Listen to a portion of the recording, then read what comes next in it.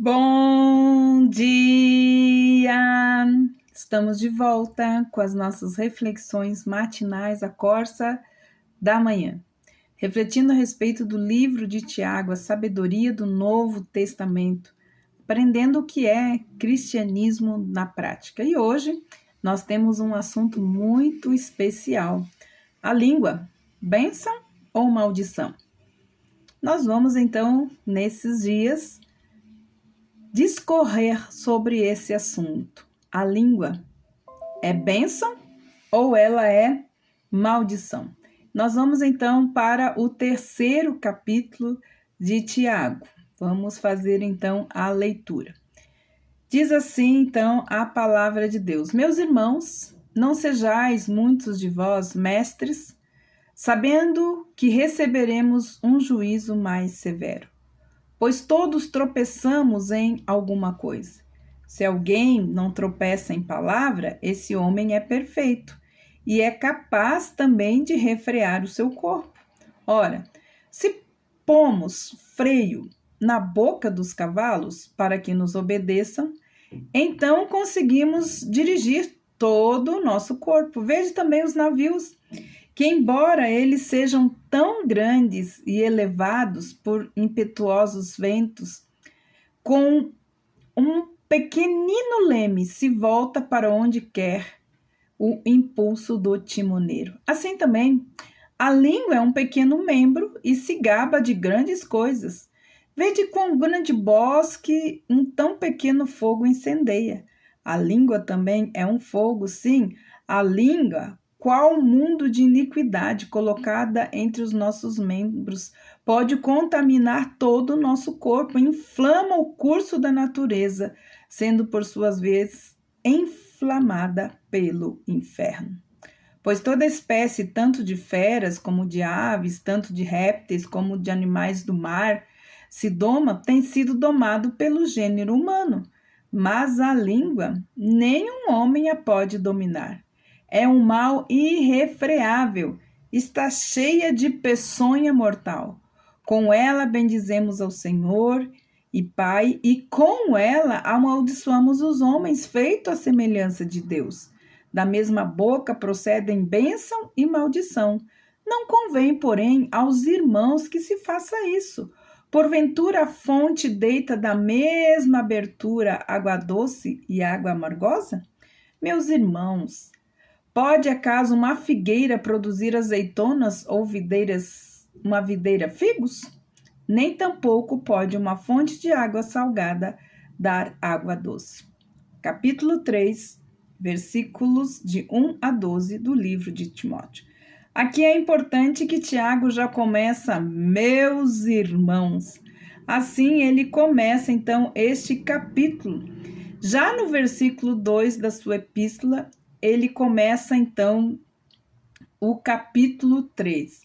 Cada vez ele muda de assunto, né? Ele muda o rumo do assunto. Assim, ele procede e introduz um novo problema que aborda com muita facilidade. Nem sempre, no entanto, meus irmãos, introduz assim um novo assunto tão delicado como esse, né?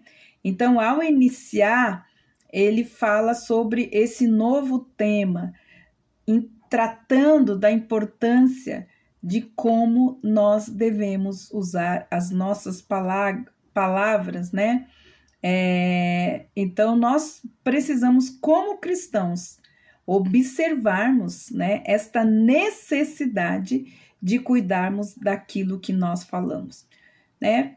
Em todo meio existem os mexericos, os inconvenientes de pessoas se meterem aonde não foram chamadas, usam palavras levianas, mal pensadas ou mal ponderadas em todo o lugar. É triste mesmo saber que até mesmo a igreja, que deveria se mostrar como um exemplo para o mundo nas relações interpessoais, seja uma comunidade muitas vezes com as suas relações internas tão precárias que até mesmo às vezes chega a assustar.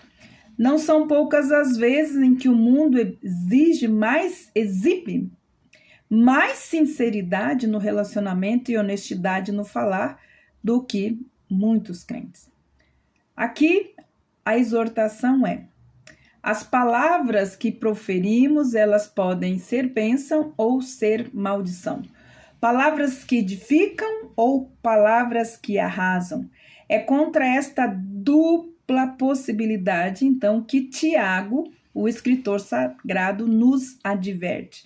Ele começa com um conselho: não sejais muitos de vós mestres, sabendo que receberemos um juízo mais severo?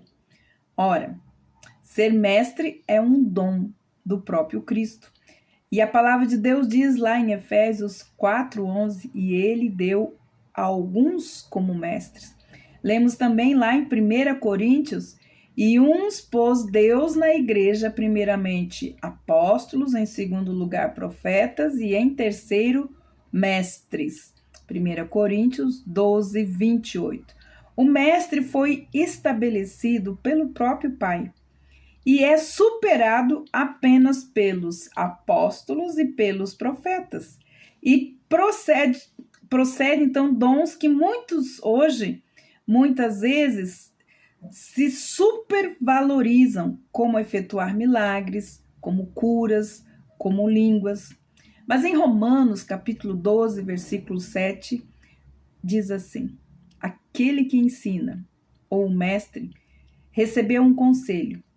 Se é ensinar, haja dedicação no ensino. Por que então o conselho na negativa, não sejais muitos de vós mestres? Né? Parece um tom negativo, né, de uma cobrança. Não sejais muitos de vocês mestres. Então, a primeira resposta que surge no capítulo 1 é: receberemos um juízo mais severo. Inicialmente, entre essa discussão, então, é o que pesa, né, nesse momento, principalmente aqueles que almejam liderar, né? E a liderança exige sabedoria, exige amor, muitas vezes um amor sacrificial, necessita também, mesmo ao mestre, respeitar as autoridades. Não é porque ele conhece que ele tem, de alguma forma, abertura para não obedecer às autoridades. Então, é lamentável a gente, né, constatar a existência de membros de igrejas que se aborrecem muitas vezes por não conseguirem um cargo ou por não serem chamados para uma determinada função de liderança, muitas vezes na comunidade a que pertence. Então, mas a pergunta é necessário ter um cargo para servir a Deus? O cargo é uma necessidade para conferir muitas vezes dignidade a quem exerce. Mas pode ter certeza que o fardo do líder é pesado, seja qual for o seu chamado. Além das responsabilidades inerentes ao cargo, à função que a pessoa desempenha, há também o fato daquilo que Deus requer mais dele, que é mais juízo, né? E com certeza eles serão muito mais cobrados. O mestre aqui nas comunidades cristãs primitivas era aquele que ensinava a palavra de Deus ao povo. Então, corresponderia hoje ao pregador expositivo ou ao professor da escola bíblica dominical. Parece aqui que Tiago, né, que nos dias de Tiago, alguns ambicionavam a função sem nutrir qualquer senso de responsabilidade, que eram somente movidos, né, pela vaidade ou desejo de promoção, sem realmente amar a Deus, sem realmente amar a palavra de Deus, sem realmente amar o povo de Deus. Muitos ali, pelo que nós vemos, ensinavam sem reverência, sem verdade, que deveria haver no seu ensino. Então, a palavra de Deus diz que aquele que ensina está usando a palavra para comunicar as verdades de Deus, e isso é uma responsabilidade muito grande. Deve-se ter cautela dupla. Primeiro, porque é mestre, e segundo, porque está usando a palavra que pode levar à vida ou à morte.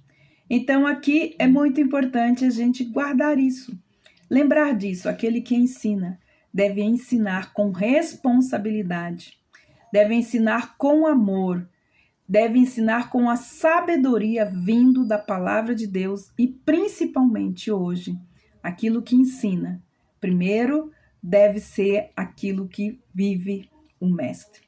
Então, que Deus abençoe você. E amanhã nós vamos dar continuidade, então, à segunda resposta que está aqui no versículo 2. Pois todos tropeçamos em muitas coisas. Com o mestre não é uma exceção. Então, que o Senhor te abençoe e até amanhã com a continuação deste tema, a língua, bênção ou maldição.